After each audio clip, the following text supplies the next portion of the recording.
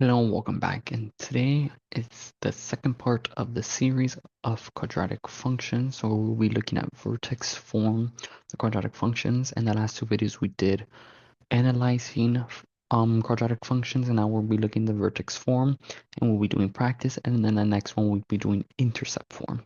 So let's begin. So first off, the vertex form of a quadratic function is vertex form is y is equal to the same a that we've been dealing with since analyzing, x minus h squared plus k, right? So that's the vertex form. And of course, it's called vertex form because from the vertex form, we can get the vertex, right? So to get the vertex is equal the vertex is it's xh, right? Or sorry, h, not xh, hk, hk, but you have to get the opposite of the k, right? So you're always going to get the opposite of the h, right? So if our h was +1 and our k was 4, it would be -1, 4, right? Because you're getting the opposite of the h. And just let's do an example quickly here. So if we had y is equal to -3x minus 1 squared plus 4, when we were to do our vertex, we would get opposite of -1, which is 1, and we get the same number for our k, which is 4. So that there would be our vertex, right? So I'm looking at the transformations that you get from a vertex form is you already know that the opening and closing of A is the positive A is opens up, negative is opens down. Vertex is H comma K, right? The H value, H is shifts left, shifts it left or right, right or left. And then K, the value of K shifts the parabola or the function, it up or down, positive being up, negative being down, right? And then so the absolute value, it doesn't matter if it's positive or negative A, it's the absolute value of the A. If absolute value of A is greater than 1, it's a vertical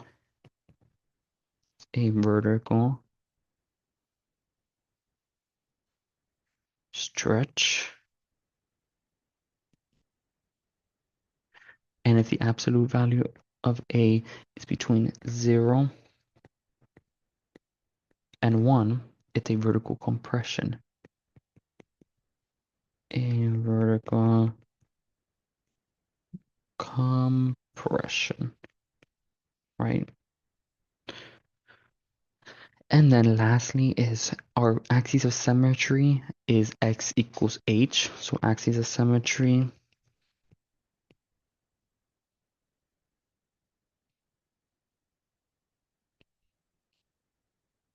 is x is equal to h, right? So those are really our transformations that we can get from vertex form and everything you can grab. So that helps us a lot when we're graphing.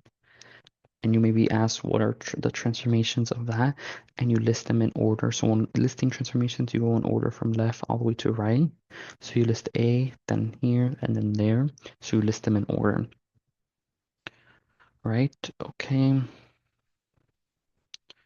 So then we're gonna do practice quickly here before we get to the actual chart that I have. Let's do y is equal to -1/2 x plus 3 squared minus 4.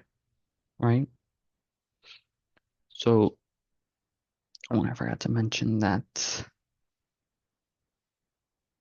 the negative, it's a reflection. Yeah, I don't think I put that. A negative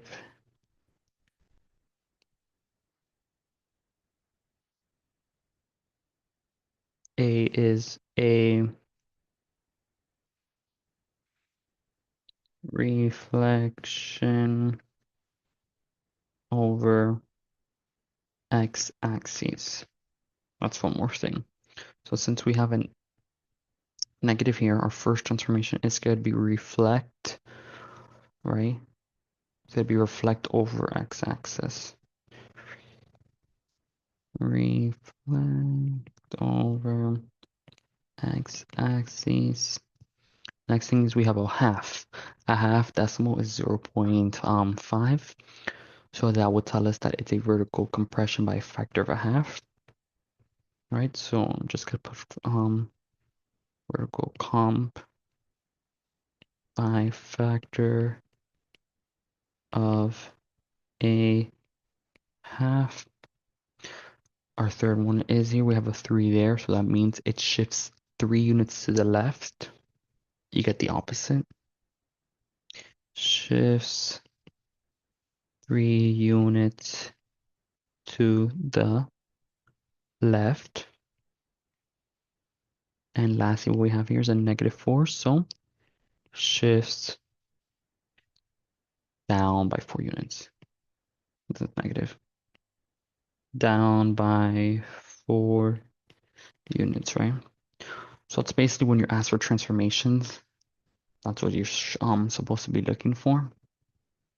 Well, that's what, like, you list them in order, and that's what you're usually asking for when you're being asked for the transformations, right? So here we have a quick chart just to go over practicing it. So let's see here. So our equation is x squared, right? So since we have no a, there's no effect on a because a right now is equal to 1.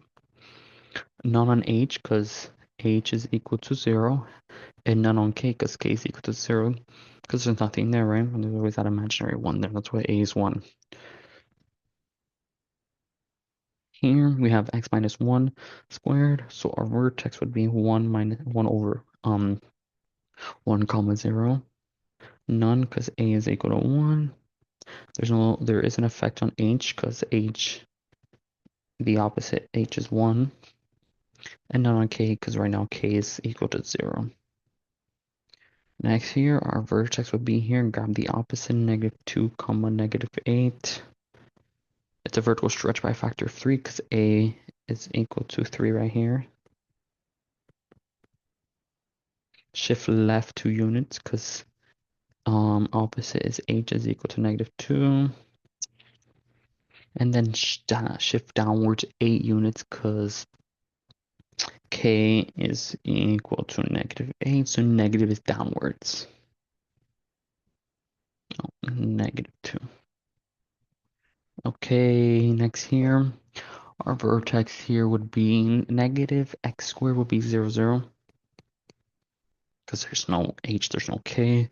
Reflect about x-axis because we have a is equal to -1. That's because h is 0. This k because k is 0. Right. Our vertex here would be 0, comma 4. We do have our k, we just don't have our h. We have a negative a. So a is equal to -1. Or don't have an h, but we do have a k that is equal to 4. And last one, our vertex here would be the opposite h, which is 2. Grab our k, 6. Reflects over x-axis because we have a negative and it's a stretch by a factor of 3 because a is -3. But when we're looking at vertical stretch and compression, we're only looking at the digit or the absolute value. We're not looking at the positive, the sign of it. Shifts right 2 units because h is equal to 2. And it shifts upwards because k is positive and it equals to 6. So now we're just going to be doing the same thing, just applying it ourselves here with these 4 practice ones. So what I'd want to do first on here is find the vertex, right? So for this first one, our vertex would be 0, negative 1, right? Because we don't have our h here, there's no h, but we do have our k. Effect on a, that would be a vert comp by 1/2. Because of the 1/2 that's right here, that's our a. Our effect on h, none, because h is 0. Effect on k, k is negative 1. Shift down 1 unit. Okay. Our vertex here would be opposite -3, 0. Since this is negative, it would reflect over x-axis, right? And it would be a vertical stretch. I'll just put STE by a factor of 5/4 by 5/4. Or effect on h, it would be shift 3 to the left because h is -3.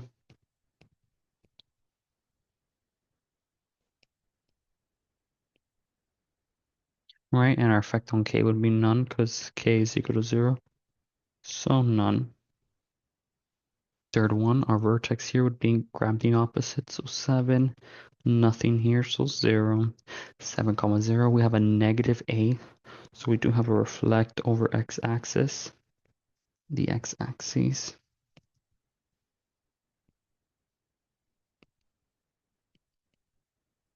Right, our h is 7, so we have a shift right, shift right by 7. And our k is 0, so none. Last one here, our vertex here would be grab the opposite, which is -1. Grab our k, which is 4, -1, 4. We don't have an a. We do have an a is 1, so there's no effect.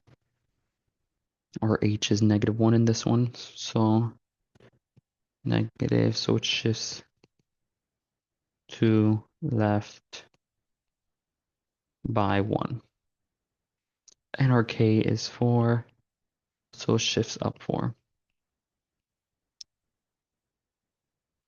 Shifts up by 4.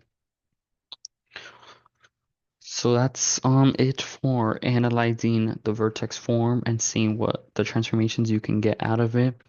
In the next video, we'll be practicing it with real equations and questions from actual graphs. Thank you and take care.